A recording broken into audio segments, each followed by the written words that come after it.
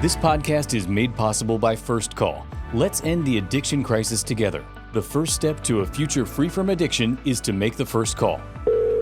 Good morning. This is First Call. How may I help you? Call 816-361-5900 or go to firstcallkc.org. Welcome to Answering the Call, a First Call podcast. I'm Bill Brandmeier, your host, and I'm here with Emily Hage, President and CEO of First Call.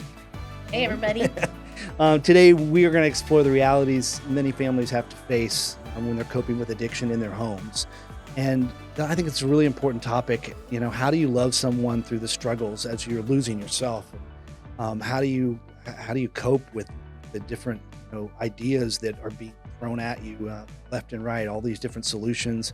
How do you set boundaries? How do you find support? And First Call has some answers, and we're here to answer the call. So without further ado, I want to bring on our two guests and welcome them to our show. We're going to be joined by Shelby Krech. Said it right. Shelby Krech is part of the family member, is part of the family services division of First Call. You can kind of explain that and how that works. Part of our podcast, Emily, is to tell people about how wonderful First Call is, because a lot of people don't know. Yeah, and all the different things we do. And I think our family services programs are our most unique offerings in the community and some of our best known too. Yeah, and we're also lucky enough to have Jody Berger with us, and she's a family member who went through the How to Cope program, and she's going to give us lived experience. Yeah. I mean, I will speak for myself. Like, this is why I work at First Call. So your story is my story, and so many of ours, and Bill's too. So we're excited. Yeah, it's awesome that we get to do this. This is our fifth episode. Our first four kind of like get a feel for how this is going to go and how we're going to do this. But with the help of Aaron Horn and your marketing team, we've put together a pretty great plan. And over the course of the next few weeks, you guys are going to get an opportunity to really go inside First Call and find out what First Call is all about. Yeah. And it takes a bunch of episodes because we do a bunch of different things. Yeah, it is. It's you start digging in, you're like, holy cow. When you came to the organization, did you jump right into family services, and was this program How to Cope, was that part of you?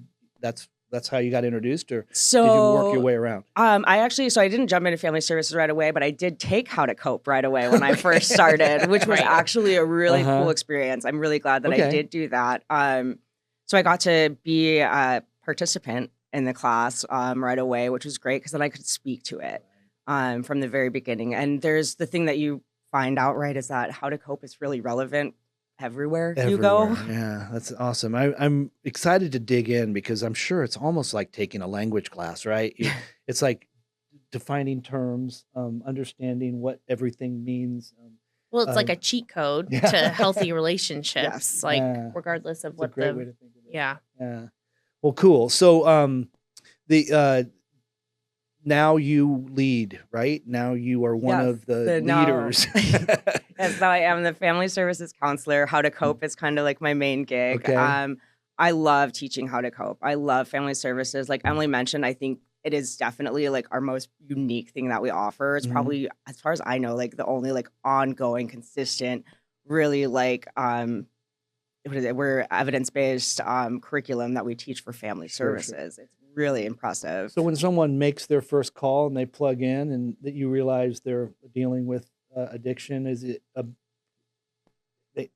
are they directed immediately into meet someone in family services, and then you bring out, oh, here's How to Cope, and you need to sign up for this? I think it's like the most age-old conversation. I've worked at First Call for 15 years. We haven't solved it yet, but we have this crisis call line where if you're dealing with crisis related to your own or a loved one's addiction, you can call. And most often it's someone calling on behalf of another person. And so we've always said we kind of have two clients there, because we certainly want to have resources and options and recovery support available for the person with the addiction themselves. But that family member or friend is also someone who is in need of help. And I think we're taking the opportunity on every single call to say, what are you doing to take care of yourself? How are you doing? And often those end in referrals to Shelby or someone else in the family services program. I like that. So it is. Yeah, you're dealing with the individual that needs the help, and that's the crisis, right? The individual is suffering, but the family is at wit's end. They're like, Well, the individual may not feel like they're in a crisis. Right. They might just be rolling along. Right. Oh, that's so okay. Then you've had the opportunity to impact how big are classes? How big? What is someone getting themselves into when they say? And does it cost anything? So How to Cope is free. Free? It's always free. Are you kidding? Free? It's I love free. I know it's such a great. I'm taking it. Such a great resource. It is a great resource. And you get a really great workbook that you get to take home with you that's got all these, the resources from class. So you can always have that with you to keep. But class sizes vary. Sometimes we have really intimate classes where there's like 4 or 5 people in them. I've had classes usually cap out about 15. Okay. I wouldn't probably have more than that in class because we do want to keep, talking about really intimate, vulnerable moments, that we're having there. So is there a reason to turn someone away from this class?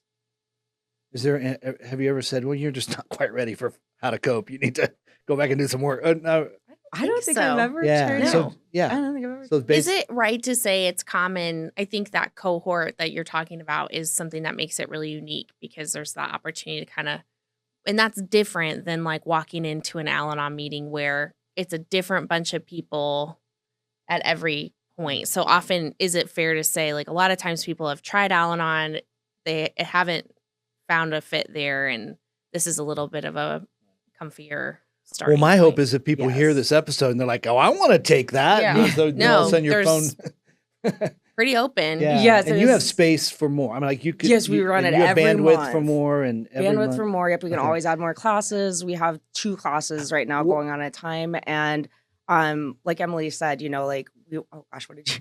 I'm totally blanking on it now. About the cohort. Oh, the core, yes. Yeah. So people who have tried like Al-Anon or Nar-Anon and maybe feel like that wasn't quite comfortable or it wasn't the best fit. Okay.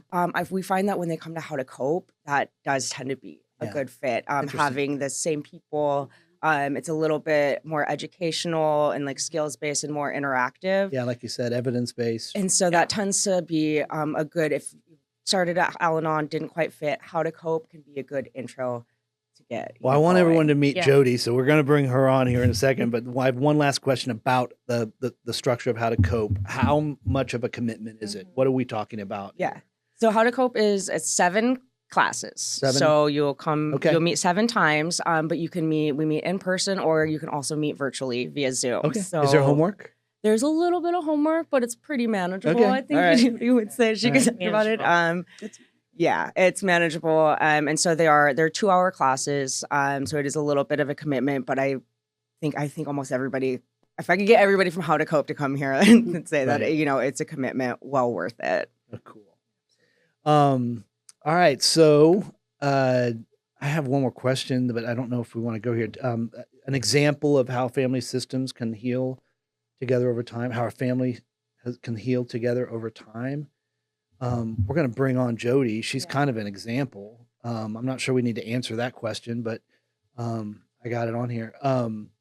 Let's bring Jody on. Hi, Jody.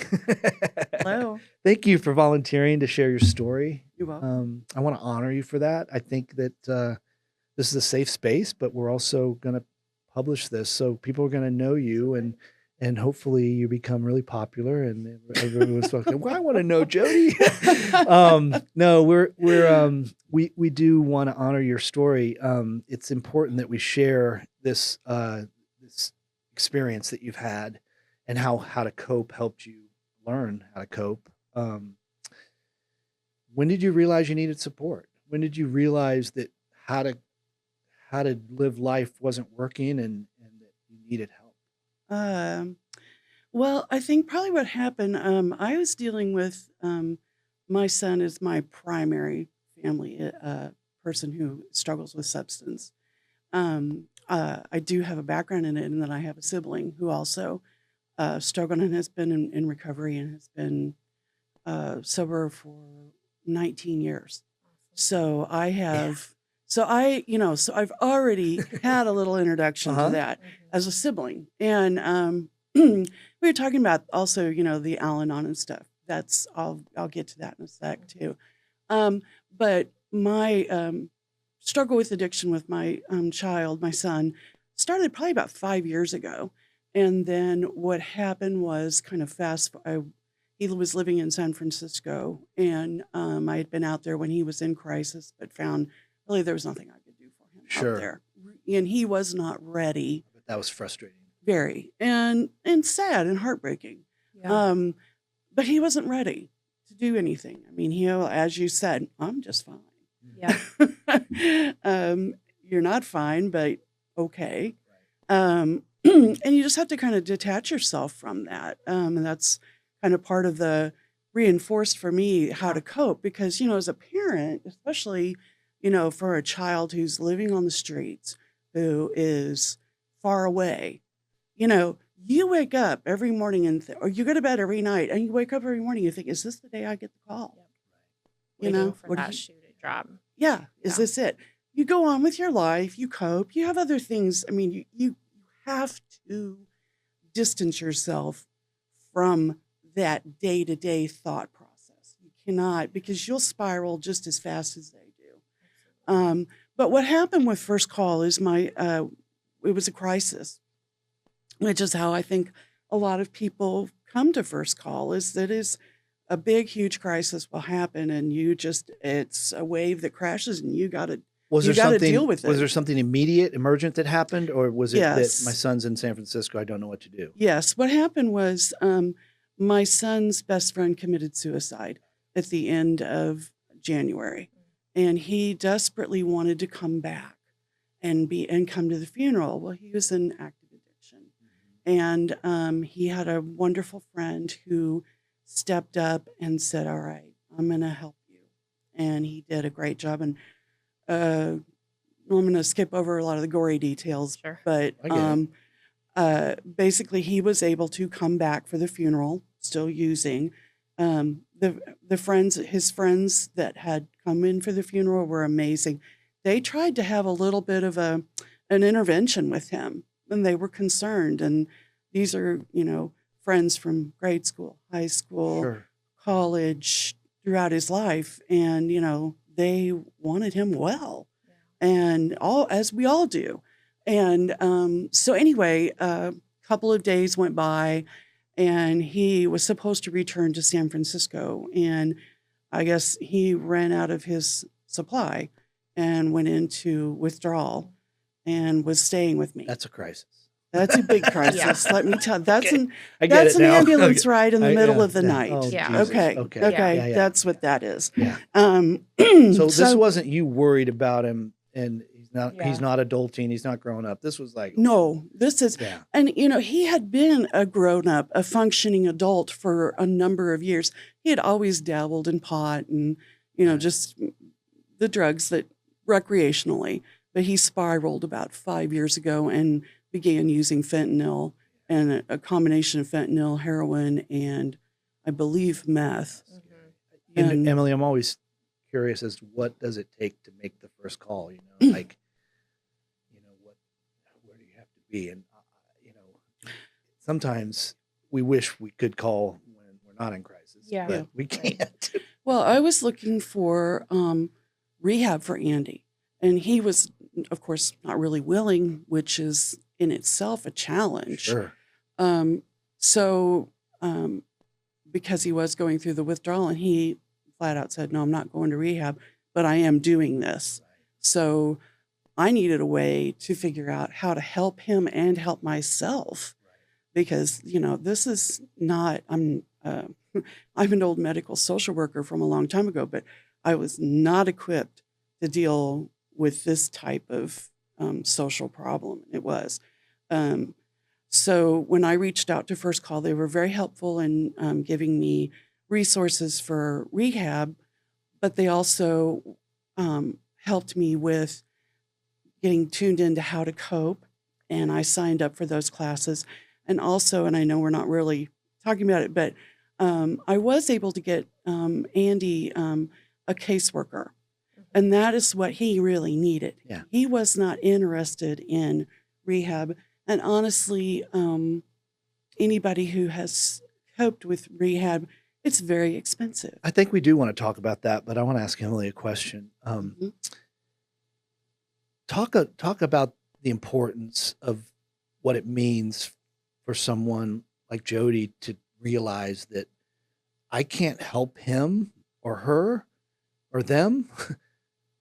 I have to work on me. Well, as I'm listening to you, and I grew up in a home, my parents are in recovery, but my sister-in-law was in active addiction for the first 15 years of my marriage to my husband. And you kind of have two sides of your brain. Like, you have your rational, pragmatic side, but like, that's not where we think and make decisions from. No. And so as I hear you talking about, your social work training, and I think that's almost harder when you you understand both of these sides, and how do you not make emotional decisions when it's your flesh and blood? Like, that's impossible.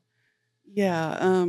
I kind of the rational brain that's up in the front, and then I call it my lizard brain. Yeah. I call it that too. That's the lizard brain that is like, oh my God, my child's in crisis. What am I going to do? Yeah. I need to help him. I need to do this. I need to, and you start spiraling, and then what's going to happen? And, that's where you have to stop and go, okay, where do we go from here? But having Andy, finding the resource for Andy with Bailey, with the caseworker, was the help that he needed and met him where he was at. Right. Now, is this something from First Call, a caseworker, or is this outside? Yeah, so Bailey's a recovery advocate, and really that whole position was started in this exact situation where someone calls the crisis call line and either isn't ready to make a commitment to treatment, because it is a huge commitment, or oftentimes there's really long wait lists. And so we were finding, like, we can make referrals till we're blue in the face, but we can't guarantee that it's the right fit or that it's available. So we created this recovery. It's really a therapeutic case manager. It's like Jody's saying. Yeah, it's great. And in Andy's case, what happened was living on the streets for as long as he did, people don't realize, but you fall asleep and people come along and steal everything you have. And Andy arrived here with nothing but the clothes on his back. Yeah. No ID, no Social Security card. Basically, he didn't exist. And so we had to start from scratch. And Bailey was able to help him get ID, his Social Security card, medical records. Really, these are the things that I wasn't equipped to help him do. Yeah. And so she was able to do that. That's what I want to say was kind of the importance of this, right? That having someone else do that, right? So that Jody has this time to focus on, like, so where can I put my energy where it really matters, right? And how can he learn how to do the things that he needs to do? She kind of pushed him into the adult. She was kind of the adulting coach. Right. But I didn't have to be. Yeah. And I was going could to go right focus there. on I imagine that this opened up space for you to start to. It did. He's going to be okay for now. He's going to get some help he needs. Yeah. Now I can look at me and I can go to. Yeah. And so the How to Cope, I read about it online, and I had been to Nar-Anon meetings and Al-Anon meetings, and I will say they didn't do for me what I needed. Honestly, it was not something, again, meet people where they are. Sure. And I wasn't where I was ready to think about doing 12 steps, or I'm a person who needs logic. And a lot of Nar-Anon and a lot of Al-Anon that I experienced was people emoting. Mm-hmm. And I'm not that wasn't what I needed. And I understand that. Going in here and detach with love, that's great. Detach with love. Okay. But it's so much more than that, right? It is. It is. What was very helpful to me was the knowledge in that notebook, and I still keep it. And once in a while, I still open it up and just kind of review it a little bit. And the aha moment that I have, Shelby's heard me talk about this, the big aha moment was there is a lesson about Maslow's hierarchy of needs. And I'm being an old social worker and having them, I know what that is. I'm very familiar with that. But the addict's Maslow hierarchy of needs is an inverted triangle. And that was such a visual aha. Now this makes sense. Because, as a parent or sibling or loved one, you're looking at this person and you're going, what the heck? You were not raised this way. You were not, Yeah. You have a brain. You're a very intelligent person. Why are you making these dumb decisions? That triangle where everything, instead of where you're going from the basics up to self-actualization in Maslow's, you're going from basically everything funnels downward to take care of that addiction, and everything you do supports that addiction.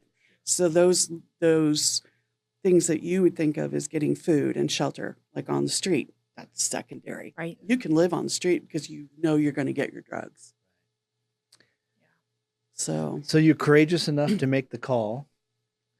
Yeah, I made the call because I was like, what the heck am I going to do? Because he's not going to go to rehab, and I have got to do something. And he and I have a great relationship, and we always have. And I've always just said, okay, I love you no matter what, unconditional love. And I really think that was something else that was helpful with the How to Cope, was that you can have unconditional love, but you also have to make sure that what you're doing is not helping them. You have to, what's the difference between enabling and supporting? Yes. So Shelby, Emily, educate us. You hear tough love, you hear unconditional love, you hear help, but enabling, boundaries. Talk a little bit about what is she experiencing? What's she coming into when you do How to Cope? So this is something that I really love talking about, How to Cope, because I think like old school mentality as the loved ones was this tough love, right? It was like, oh, your loved one is addicted, tough love, cut them out, right? The things that are hurting you, you just cut it out. And what we find is that most people don't want to do that, right? Like they do love their loved ones. They want them to be in their lives. They want to be part of it. But how do we do that without that draining you entirely, right? And how do you still keep your life moving forward?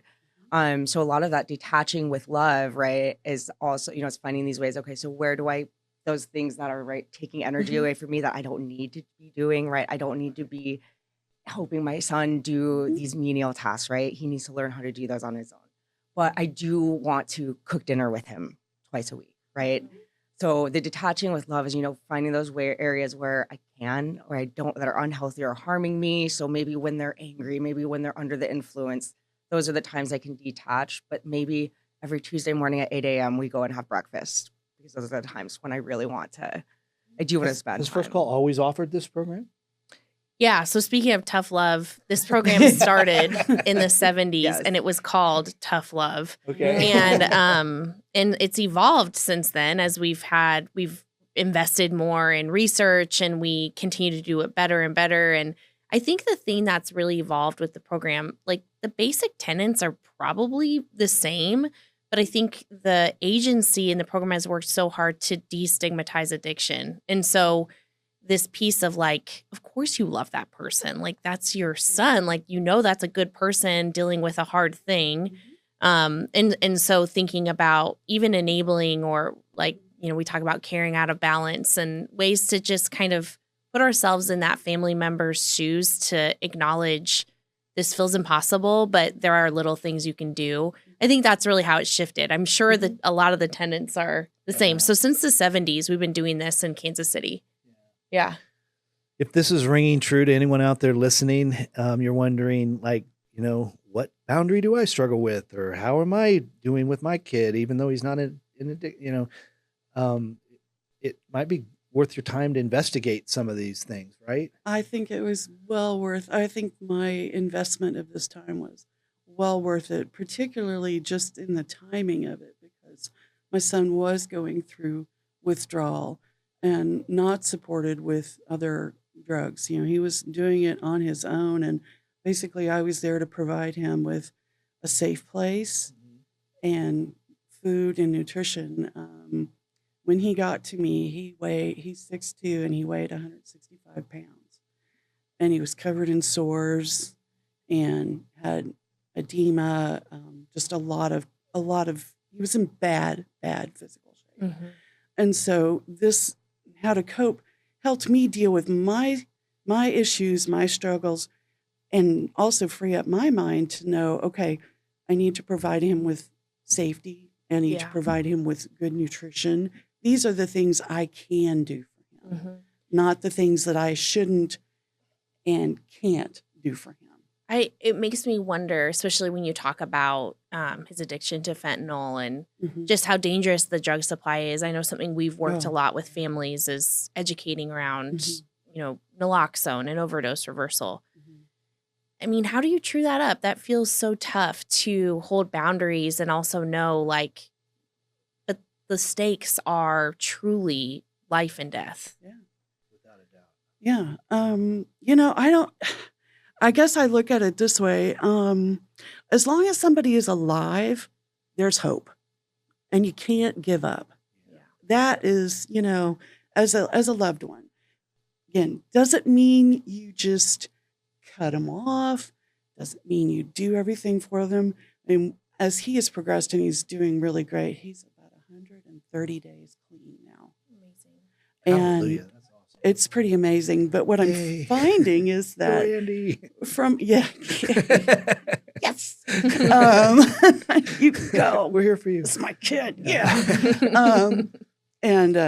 But some one of the things with How to Cope has helped me also is you get a lot of pressure from other loved ones and other family members if you're like the primary caregiver of, well, what's he going to do now? Well, are you going to help him do this? Well, what's he going to do? Well, are you, did you help him with this? Are you going to help him with that? And, you have to say, no. Yeah. I am not going to help because he's a big boy. He's a grown man. Grown-ass man. He's a grown-ass man, and I don't have to help him, and I shouldn't have to help him. And he needs to know he can help himself. Yeah. He knows that I'm there. Yeah. That's exactly. And I'm always going to be, I've always got his back. But that doesn't mean that I need to do everything for him. Yeah. My mom always said to me, and I haven't dealt with addiction myself, but when I was scared or she always said, I'm never going to let you go hungry.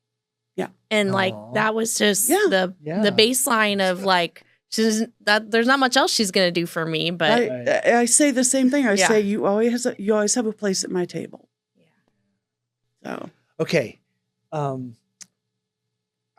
Are you doing okay? I'm good. Good. Because I'm going to go a little deeper here. I'm good. All right. So I want to talk about guilt and shame, regret, hypervigilance. And Shelby, I want to hear from you about how you teach about these things too. Like, let's get real. Like, what did it take to wake him up? Well, to his addiction? Was it, did you kind of let the caseworker do and you did you, or? Well, I mean, I think the wake up for him was basically going into withdrawal. And the wake up, I think, was losing his friend. His friend shot himself and he was 33 years old. So probably when he came home, and he was hungry for help. He probably wanted help, didn't want to admit it. Yeah. I mean, he was bragging to his friends, hey, I'm doing great. I love living on the street. I love the city. And his friend was like, dude, nobody's buying your bullshit. Right. Right. And I certainly wasn't buying it. I had been out there and seen what it looked like out there. And I will tell you, the homeless is, I don't even know how to describe it. It is as bad as any of the streets on a third world country. So the guilt and the shame part of it, having had a sibling, I felt, I didn't really feel much guilt about it because I knew that I had always given him what he needed. And I always, the offer for help was always available. So I never really felt like, oh my gosh, I did something different, because I understood that addiction is a disease. And it was great because How to Cope really enforced that with, you can't cure it, you didn't cause it. It's not. So that part didn't, but I will say for him, the shame was admitting that how bad off he really was. Yeah. And blaming himself. Yeah. I think, with a lot of addicts, especially in the homeless situation, with someone like Andy that, had education, came from a good home, when I say good home, I mean an affluent home. You know, not he didn't live the street life. He wasn't exposed to that, and he had a successful business. And there's, I think, a lot of shame in when you find yourself. And I think for me, being able to support him and just say, hey, man, you can talk about this. There's no shame in this. And there is no family I've known that doesn't have a problem, doesn't have somebody. And I've always said, there's no shame in having a problem. And I told him this. What's shameful is not getting help. Yeah. And well, Andy, you have an amazing mom. Shelby, talk a little bit more about the class, about how do you deal with parents that come with not equipped the way Jody what was, it says equipped. Yeah. So she started to bring up the 3 C's, which is something we bring up on the first night of class. I always tell them this can be a mantra, it can be an affirmation, it can be your coping skill, it can be whatever you need. But this is kind of like at the core of how to cope, and it is it's I didn't cause it, I can't control it, and I can't cure it. And like I said, it's just kind of your everything, right? So good. And it helps, just kind of just reinforce this. We go into lessons about, we really explore the family roles and history of that. Because the reality of it is, right, there's people who grew up in families where they had everything and they had the perfect ideal childhood and everything that they needed and wanted, right? And they still end up in addiction. Sure. There are children who grow up in households with everything against them, and it looks like they are going to wind up exactly in active addiction, and they don't have totally different lives, right?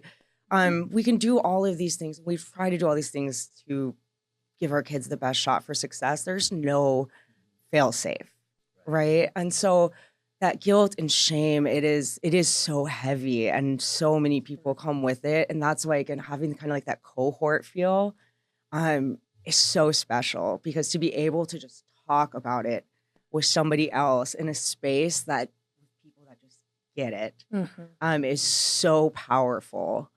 And you know this, right? In the rooms, just being in a room full of people that just get it. That in itself, I think, really speaks to the experience of managing that guilt and shame, and learning that this is something that I should continue to do. And also that I think the guilt and shame want us to think this is a super unique problem to us and our family. And then you start talking and it's like, oh, you understand exactly what I'm talking about. And you felt the exact same way. And there's something so powerful in that sense of connection. And I think that's the only way we break through the guilt and shame. I think like that. Talking about it, letting other people know. Because I have so many people that I have known that don't want to talk about it and do immerse themselves in the shame. And that's the way they cope with their shame, is they just cut it off and ignore it. And it's not something we talk about. The last thing that I wanted to cover before we finish is talking about setting boundaries. Because I think that's a really important piece of the puzzle, right? Why don't you start, Shelby? When I say that, what kind of pops up for you? Where do you go? That's usually when people come to How to Cope. Usually one of the first things enabling and boundaries are usually the 2 things that I hear. And it's true, because boundaries are so important. The biggest lesson with boundaries, right, is just kind of getting your head around this mindset of what they really are. Boundaries, I'm not setting boundaries to control my loved one, but I'm setting boundaries for what I'm willing to tolerate, what are the behavior that I can manage, the behavior that I can actually handle. And so getting your head kind of around that is the biggest hurdle. But once we get them on board with that, the boundaries tend to come out, I really don't have the capacity for this. I don't like this. These are my boundaries. I'm not going to tolerate this. And really just learning, what is within and without your capacity to want to or can handle. But boundaries are so important because, again, we talk about role modeling and all this stuff. And you had asked a question earlier about what Andy did. Was it something that he saw, right? When you changed almost? Yeah. But I talk about this with the families, right? Your loved ones, right? When you start doing something differently, they will notice, right? Even if that, I mean, that might not be like, oh, my loved one is doing something different. I'm going to get clean. I'm going to get sober, right? But it does make a change, right? Their world will be impacted when you start doing something differently. And setting boundaries a lot of times is a really good way to do that. What I hear her saying is that when you create a boundary, it's creating safe space for you to operate in. This is where I'm going to be safe. And so you create safety around yourself.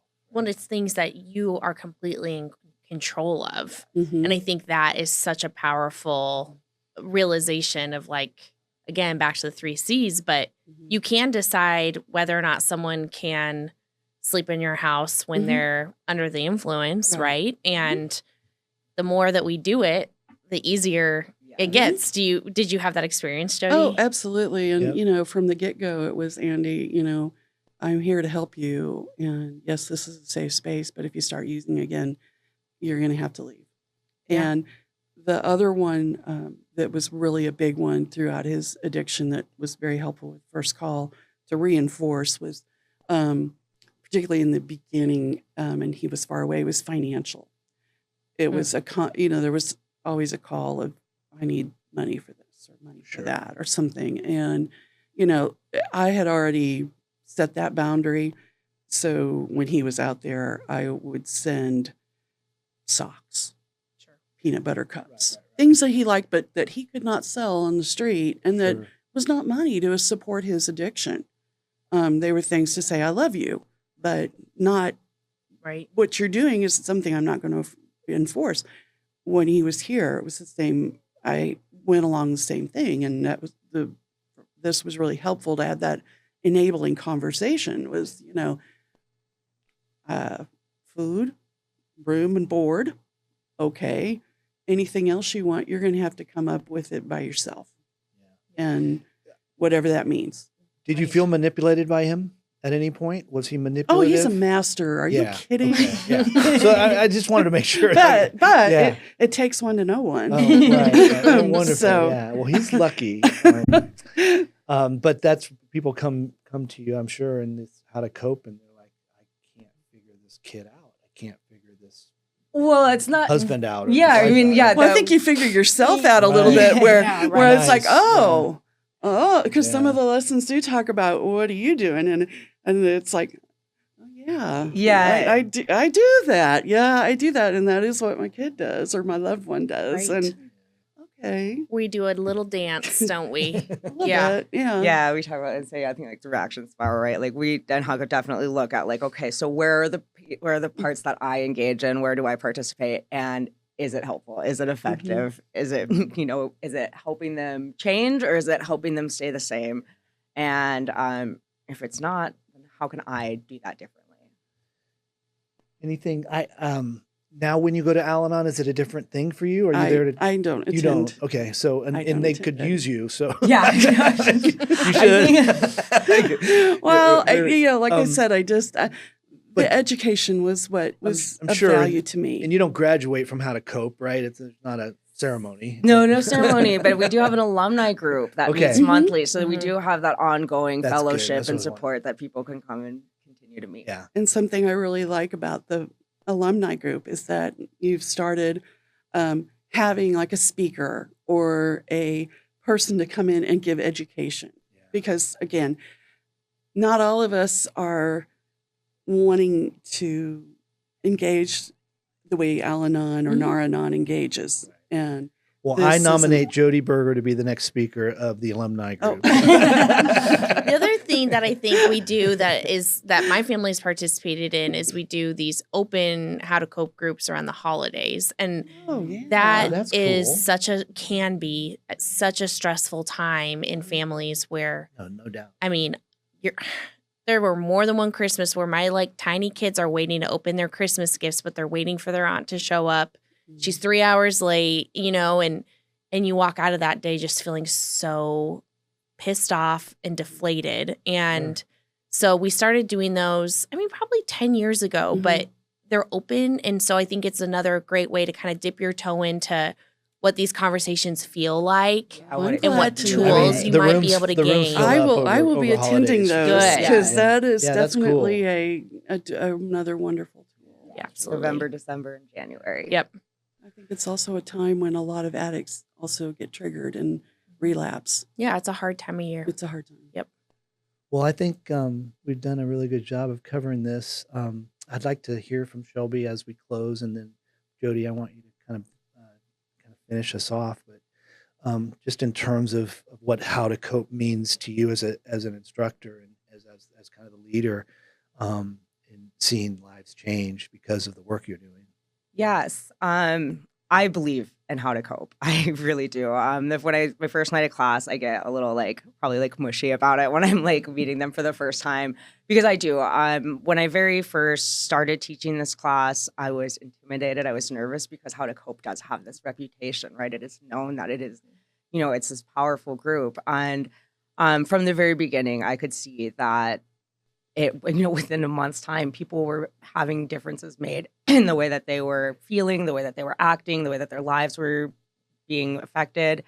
And I've continued to try to do some research, bring in some new tools, new things that just kind of keep it relevant as we're going. And it's just been I just love how to cope. It feeds a lot to my recovery, right? It does a lot for me. It fills my bucket. It gives me a lot of insight and gratitude, right, for all the years of things that So cool. that I did. But it's really cool to be on the other side and have these family members come that are wanting to seek help and seeing that they're how can I do this, and then being able. I love the conversation when they're like, I'm coming here to help my loved one. And then the moment when it switches, and then they're like, oh, I'm coming here. I want to help myself. Yeah. That's the best part about it. So cool. All right, Jody. So give us a little commercial. What let people know how to cope. We cut a 30-second here. Yeah, give us a 30-second. Okay. I would say that if you are in a place where you just don't know what to do, or there's been a crisis and you really just need somebody and someplace to give you information to hold on to, I think First Call is a really good place. I like what Shelby said, where you come there to maybe help, thinking you're going to help your loved one, but really you're the one who needs the care and the help. Mm-hmm. You're worth it. Self-realization. Yes. That's so Yeah. good. All right. Well, this was more than I could ask for. I love this. You wanna bring Yeah. this up? Well, thank you so much for the conversation. And I think what we just want anybody to know, family member, individuals, is if you're navigating the difficult, challenging road of addiction, First Call is here for you. And Not we alone. have absolutely, you're not alone.